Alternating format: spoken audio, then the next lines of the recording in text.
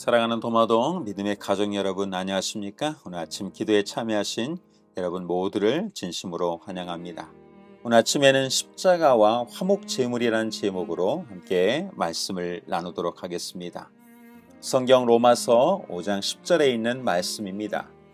곧 우리가 원수 되었을 때에 그의 아들의 죽으심으로 말미암아 하나님과 화목하게 되었은즉 화목하게 된 자로서는 더욱 그의 살아나심으로 말미암아 구원을 받을 것이니라. 그리스도의 십자가는 화목의 복음을 가르칩니다. 깨어진 관계가 회복되는 것을 화목이라고 이야기합니다. 죄로 인하여 하나님과 사람의 관계가 깨어졌습니다. 예수님의 십자가의 죽으심은 그 깨어진 관계를 회복하게 하시기 위해서 이 땅에 오셨습니다. 요한 1서 4장 9절부터 10절에 있는 말씀입니다. 하나님의 사랑이 우리에게 이렇게 나타난 바 되었으니 하나님이 자기의 독생자를 세상에 보내심은 그로 말미암아 우리를 살리려 하심이라. 사랑은 여기 있으니 우리가 하나님을 사랑한 것이 아니요 하나님이 우리를 사랑하사 우리 죄를 속하기 위하여 화목 제물로 그 아들을 보내셨음이라. 하나님께서 우리 죄를 속죄하시게 하기 위해서 화목제물로 예수님을 이 땅에 보내셨습니다. 2001년 1월 26일 금요일 오후 7시경 아르바이트를 마치고 귀가하던 한국인 유학생 이수연 씨가 일본 도쿄의 시노구보역에서 열차를 기다리던 중에 취객이 열차 선로에 떨어진 것을 보게 되었습니다. 그는 열차가 접근하는 중임에도 불구하고 그를 구하기 위해서 뛰어내렸습니다. 하지만 안타깝게도 열차가 너무 빨리 오는 바람에 함께 구조하기 위해서 뛰어내렸던 사진 작가와 함께 3명이 그 자리에서 목숨을 잃게 되었습니다. 이 사건은 일본 열도에 큰 반향을 불러일으켰습니다. 개인주의 성향이 강한 일본에서 한국인 유학생이 생전 남남인 사람을 구하려다가 목숨을 잃었다는 소식은 일본인들에게 큰 충격을 안겨주었습니다. 20여 년이 지난 지금에도 추모식은 계속되고 있습니다. 한 청년의 죽음으로 인해 양국 간에 좋지 않았던 감정이 사람들의 마음이 바뀌어지고 관계를 바꾸어 놓게 된 것입니다. 예수님의 십자가의 죽으심은 인류와 하나님 사이에 어떤 변화를 가져오게 되었습니까? 오늘날 어떤 사람들은 그리스도의 죽으심이 꼭 필요한 것이었나 의문을 제기하기도 합니다. 예수님은 단지 이 땅에 하나님의 사랑을 나타내기 위해서 오셨는데 죄된 인간의 실수로 인해서 십자가의 죽임을 당하신 것이 아닙니다. 예수님의 죽으심은 인류를 구원하기 위한 하나님의 절대적인 계획이었습니다. 마태복음 27장 42절입니다. 그가 남은 구원하였을 때 자기는 구원할 수 없도다. 그가 이스라엘의 왕이로다. 지금 십자가에서 내려올지어다. 그리하면 우리가 믿겠노라. 예수님께서 십자가에 못 박히셨을 때에 제사장과 서기관과 장로들이 모여서 예수님을 향하여 십자가에서 내려오라. 그리하면 우리가 믿겠다고 조롱을 하게 되었습니다. 그들은 십자가에 못 박히신 예수 그리스도를 받아들이기를 원치 않았습니다. 차라리 기적적인 방법으로 내려온다면 믿겠다고 이야기를 했습니다. 그러면 진짜로 하나님이 보내신 아들로 믿겠노라고 말하는 것입니다. 그러나 예수님은 내려오지 않으시고 죽으셨습니다.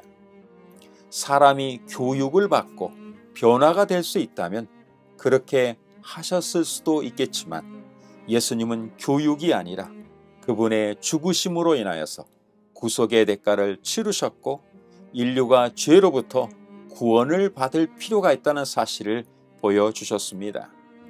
각시대의 대쟁투 73쪽입니다. 타락한 인류는 하나님 앞에 자신을 추천할 만한 어떤 일도 할 수 없기에 예수님께서 사람의 희생 제물로 돌아가셨다. 십자가에 못 박히셨다가 부활하신 구주의 공로는 그리스도인의 믿음의 기초가 된다. 죄인된 인류는 자신의 어떤 행위로도 무엇으로도 하나님 앞에 의롭다 하심을 얻을 수가 없었기 때문에 인류를 위한 희생 제물로 예수님이 돌아가셨습니다.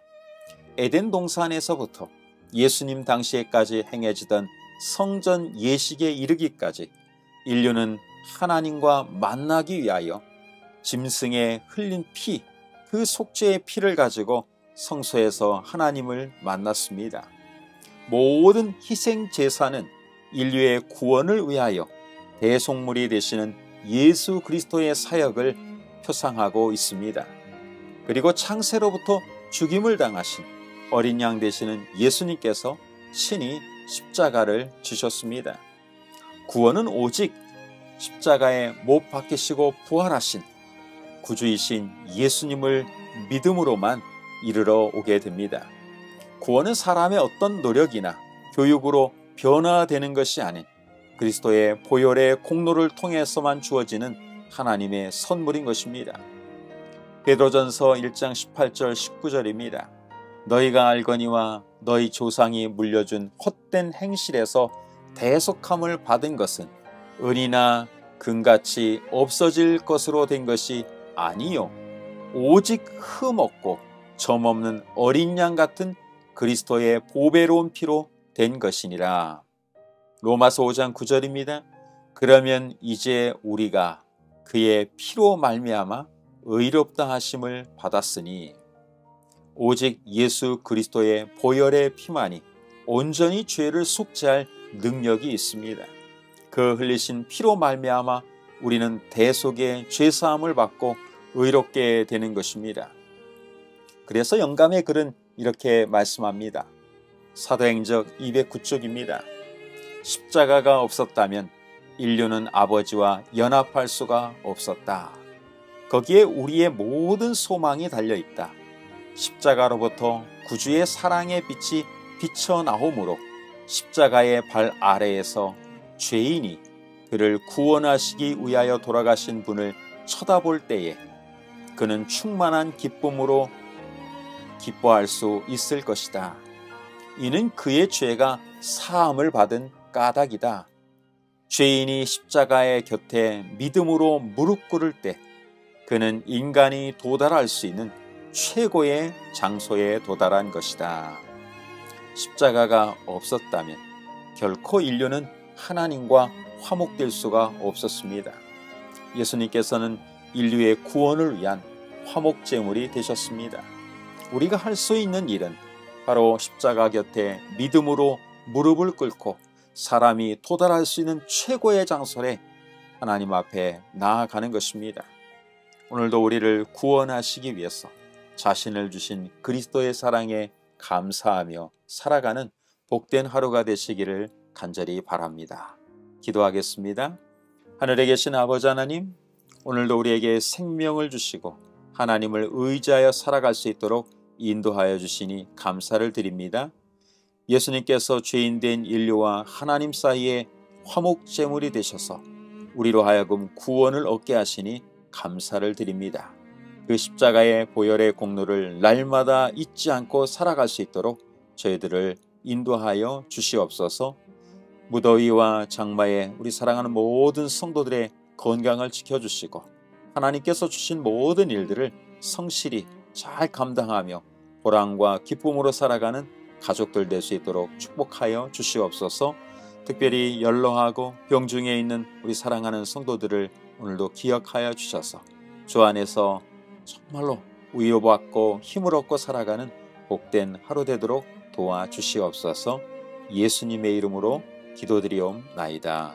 아멘.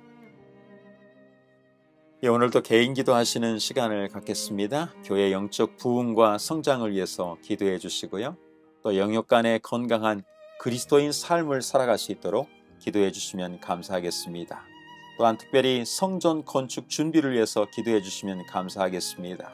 저희 교회가 4월 말에 우리 성전 건축을 위한 월정 건축원금을 드리기로 약정을 했습니다.